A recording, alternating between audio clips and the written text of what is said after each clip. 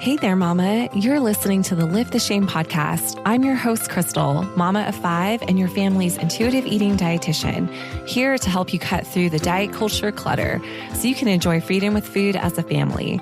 I'm on a mission to help you end the generational legacy of diet culture in your home so you can experience motherhood free from food guilt and body shame. Listen in weekly for guidance on how you can ditch diet culture, heal your relationship with food and your body, and confidently raise intuitive eaters. Let's dive in and lift the shame together. I'll never forget the first time that our pediatrician made a remark to me about my daughter's body size. And honestly, it's things like that that will stick in your head. And this is something that really opened my eyes to help me realize that the pediatrician's office was potentially going to become a place where there would be minefields of triggers for food shaming and body shaming. And I had to learn really early on that in order to protect my kids from those potential encounters that they might have, I had to start advocating for them early. This is something that I'm realizing that a lot of parents are navigating. And especially if you are in eating disorder recovery or you have a history of an eating disorder, this is something really important to be aware of because by default, your child is at an increased risk because of the family history that's there. And so many moms that I've worked with, so many moms that I've talked to who are in recovery can remember a comment that their provider, that their doctor, that a healthcare professional made to them growing up about their body size. And it's little comments like that. They might seem really subtle. They might seem well-intended, but they can get seated in someone's memory. And these are things that can start to internalize shame around our bodies. Unfortunately, things haven't changed a whole lot. I know I'm generalizing a little bit. There is more awareness, and I'm going to talk a little bit about some of the things that we are seeing in terms of what's changing in the medical field. But generally, you should expect that if you go into your well-check visits, that you may encounter questioning around how you feed your child, around your child's activity level. And again, all of these are well-intentioned questions to help our providers gauge our child's health. But because we live in a society that is fat phobic and very weight centric, oftentimes growth charts are at the front and center of our child's appointments. And oftentimes there's casual comments made about where our kids are on the growth charts without any real explanation for the parent from the provider. And so you can imagine that this can leave parents feeling really confused about their child's health. What I see is that, unfortunately, a lot of misinterpretation is being made around a child's health because of their growth size or because of what their BMI is calculated. Now, I'm going to have to do a whole nother podcast episode on BMI and all the problematic issues with that. But for today, I just wanted to address how you can help prevent body shaming or weight shaming or food shaming from happening in your next pediatrician's visit with your child.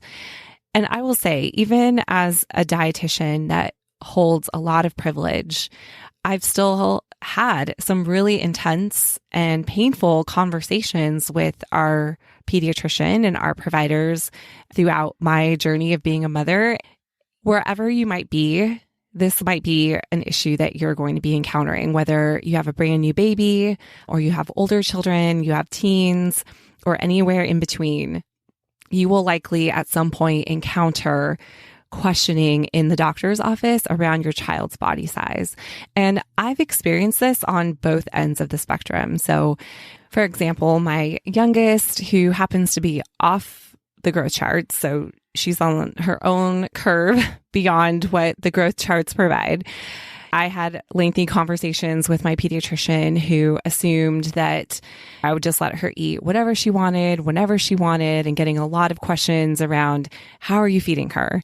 And also I experienced this kind of on the other side of the spectrum. with my son, who happens to be in a smaller body, and getting a lot of questions about how I'm feeding him. Well, are you feeding this kid? Is he getting enough to eat? And a lot of assumptions that can make us feel really terrible as a parent, where we're suddenly being pinned in a corner and feeling like we're the sole responsible person for the outcome of our child's body size, which again, our child's body size is often being scrutinized as a marker of their health without looking at the big picture of what's going on, or without even questioning broadly, like, how is he doing? How is he sleeping? How is he engaging at school?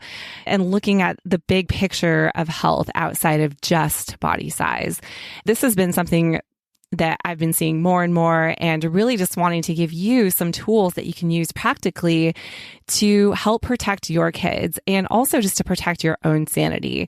I know as a parent that it doesn't feel good to be questioned about how you're feeding your kids, or what you're feeding them, or are you doing a good enough job? All of these questions around our child's body size can feel really harsh and really critical, and cause a lot of doubt as a parent if we're doing the right thing for our kids. And I will say too that especially if you are following a framework of feeding in order to support your kids in building a healthy relationship with food, some providers may not necessarily understand what that is or why you're doing things that you're doing. And again, to be questioned around that can feel, like it can bring up just a lot of doubt and concern. Am I doing the right thing? I've talked with so many parents who are dealing with this, and really just want to help walk you through this. One of the biggest concerns here is that, again, there's a strong link and connection between body shaming and eating disorder development. What we've actually seen from studies is that body shame has the strongest relationship to eating problems, and does present as one of the strongest eating disorder risk factors in children. Again, these risks are even higher in kids who have a history of eating disorders in their family. So if you have had an eating disorder, this is even more important for you to pay attention to. Now, it doesn't mean that your child is guaranteed to have the same struggle that you did. That's not what I'm saying here at all. It is just important to be aware that because of the strong genetic component that we do see with eating disorders, if there's a family history, that does put your child at an increased risk. The great news is that there's a lot of different ways that you can help lower that risk, and decreasing incidence of body shaming is going to be one of those protective factors. I know we can't do that in every situation for our kids, and we'll talk about in future episodes just ways to make your child impervious to some of the comments that they may hear. But it's important to remember that in a doctor's office with a healthcare provider, oftentimes there feels like an imbalance of power in that room simply because it's a doctor-patient relationship. It's really important to be able to know how to navigate that, because comments that your provider may be making to you or in front of your child about their body size are going to be weighed more heavily and taken more seriously. And so we really want to try to prevent those situations from happening. Now, I do want to give credit where credit is due. And the American Academy of Pediatrics has actually made some changes and recommendations based on the research that we're seeing in terms of how weight shaming can increase risk of eating disorders. And especially since the pandemic, we've seen eating disorders surging in children and adolescents. It's good to see how some of these organizations are stepping up and making recommendations to prevent these situations from happening. And actually, this is back in 2016 that the AAP did release a statement outlining to their pediatricians and recommending that weight language is avoided in healthcare appointments. So during those well-check visits or whenever you're going in to see the doctor, they are recommending that weight-based language be avoided. That is with the understanding that it is creating more harm than good. So really glad to see that. Though I do have to say, again, it is taking some providers to catch up to these recommendations, even though it's been several years since these recommendations have been put out there. it doesn't necessarily mean that that's the new norm. Okay.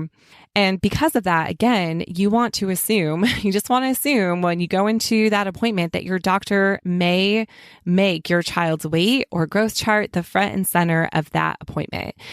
You're erring on the side of caution. I do want to acknowledge that there are some amazing providers out there who are operating from a health at every size perspective and who are doing a great job in terms of avoiding any type of weight shaming language in our kids' appointments. So that is fantastic. And I do want to acknowledge the providers that are out there. And if you have a provider like that, I'm so glad for you. That is huge. And that is a big accomplishment in itself.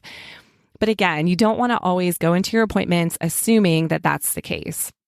Because of that, I want to give you 3 steps that you can take to help minimize or prevent body shaming from happening at your child's appointment. And I will say that this is applicable regardless of age. I know some parents wonder, like, when should I start doing this? And honestly, I remember my providers having conversations about my child's body and weight size from really little. So even like around 1, 2 years old, they're starting to notice and mention where the child's growth is on the growth chart or what percentile they're at. And this can be so unnerving. And even if you feel like your child doesn't understand, our kids totally pick up on our energy and our anxiety.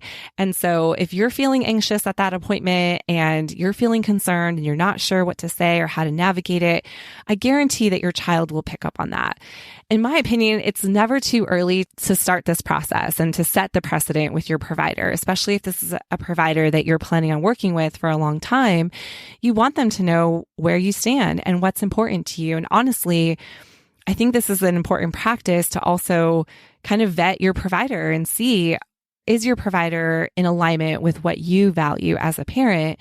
And this can be a helpful way to do that, because if not, at least you're finding out sooner than later and maybe can start the process of trying to find a different provider.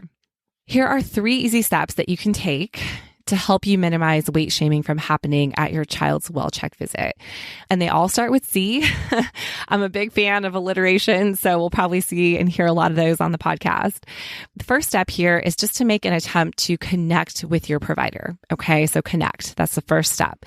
Now, this can be easier said than done, sometimes depending on the type of insurance that you have or the health care system that you're in. It may or may not be feasible to make direct contact with your provider ahead of your appointment. Some providers and some offices make it super simple. You just send literally a message through your electronic medical system. Other like smaller offices have an option where you can call and leave a voicemail for your provider that you know your doctor will hear and check. It really just depends. So if you aren't sure how to get in touch with your provider, I recommend calling the office directly and just asking, what is the best way to relay a concern or a message to your child's doctor ahead of your visit? It's really important to just be thinking about this before you're even going in. What I have found from my experience is that it requires several touch points with your provider for your concerns to be addressed sometimes. And so it's really important to think about, how can I make that initial connection before I even go in? So definitely try to contact or connect with them ahead of the appointment if possible. The next step here is communicate. You want to communicate what your requests are and what are those requests. The main thing here is that you want your provider to understand that you do not want any discussion of your child's weight, growth charts, or diets at their appointment while your child is present. So this is really important to relay. A lot of providers are just used to doing this as part of the routine well-check visit. It's like part of their checklist. Hearing that from you is going to be really important. And it's as simple as sending a message, leaving a voicemail, and letting them know when you come in on said date for your child's, and then make sure you say your child's name, appointment. I'm requesting that there is no discussion of weight or their growth charts or diets in front of them, especially while they're present. You can also mention here that should your doctor have concerns about their weight or their growth or how they're eating, that you're happy to address those with them privately without your child present. So again, really important to verbalize these requests ahead of time. Okay. The third step here is, in addition to the first two steps, you want to capture your requests in a written letter. So I learned this the hard way when I did make the effort to communicate with my provider ahead of time. There was acknowledgement and receipt of my request that I sent via their electronic medical system. And I thought, great, okay, we're on the same page. My doctor knows where I stand. I'm ready to do this. And sure enough, talk and conversation around my daughter's growth chart came up at her well check visit. And of course, as you can imagine, I was mortified and really upset. And I understand now, looking back, that look, like our providers, our pediatricians, they're doing the best they can with the information and resources they have. The medical system is overburdened in that there's not enough providers and they don't get a lot of time with our kids. You know, they have a short amount of time. They have a lot that they have to go through. And I want to give them credit. I know they're doing the best that they can. And sometimes they might have read something, but then they forget when they come into your child's appointment if it's not in their chart. They're seeing a lot of patients all day long. And so we don't want to rely on the fact that we communicated ahead of time as a simple way of preventing conversation around weight or diets happening in the appointment itself. So what I started doing was actually writing a letter. I would just type it out in addition to communicating with them ahead of the appointment. And what I would do is basically hand that letter to them directly as soon as they come into the office to have the well check appointment with my child. I'll just directly hand it to them in front of my child, and, you know, they have a chance to read it. It's really short and concise. And so, you know, I just like to put bullet points of what I'm reminding them of my requests, that I don't want any conversation around weight or growth charts happening at that appointment, and to please address any concerns around that with me privately. It's all laid out in that letter as soon as they come in. That really just helps catch your provider on the spot. So it's fresh in their mind. They know exactly what you're asking, and then they can start to proceed with the actual well check visit. And that can be really helpful too. I actually have a script that I've been using that I just basically copy and paste for each child and just customize it to my child's name. But being a mom myself that does have an eating disorder history, I know I need to advocate for my kids. And because we're in a healthcare system that does still very much center weight as a big part of health, I have to advocate for them. You are able to download a copy of this script in the show notes. I'll put a link in there for you if you would like to have a copy of that you can customize for your own child. But basically, you're just asking your provider and stating your request. I have found with the written letter, I have found that to be super effective where, our providers jump on board. I do usually include a small blurb in the letter that says, we do have a family history of eating disorders, which are among the deadliest of mental illnesses, and we're taking every precaution possible to support our kids in building a positive relationship with food. And in effort to do that, we are trying to avoid any conversations that center our child's weight, body size, or eating behaviors. And again, I'll have that laid out for you in a script that you can copy for yourself if you want to make a letter that you can take to your doctor's office. But this is a really effective tool. And handing it right to your provider can really help prevent those conversations from happening in the appointment itself. And I know all these efforts are going to be helpful in preventing, a lot of the comments that I heard growing up at my doctor's visits that honestly are still seated in my memory. And I don't want my kids to hear the same thing. We can't prevent our kids from hearing body shaming comments in other areas or other avenues. What we can do, though, is minimize it where we can. And the doctor's office, where your child is probably going to be going at least once a year for those well check visits, maybe even more frequently, it's really helpful to be able to communicate these concerns with your provider so that they're not encountering weight shaming from happening in those appointments. Now, I want to touch on just one more thing. Well, a couple things here. So first, I just want to address that if you hold a marginalized identity, or if you yourself have been a victim of medical trauma or weight stigma or bullying in the medical system, or have had a challenging experience with your providers in the past, this may be much harder to walk through. And I acknowledge that it's hard. I just want to also acknowledge that you may not have the capacity to advocate for your child, for whatever reason.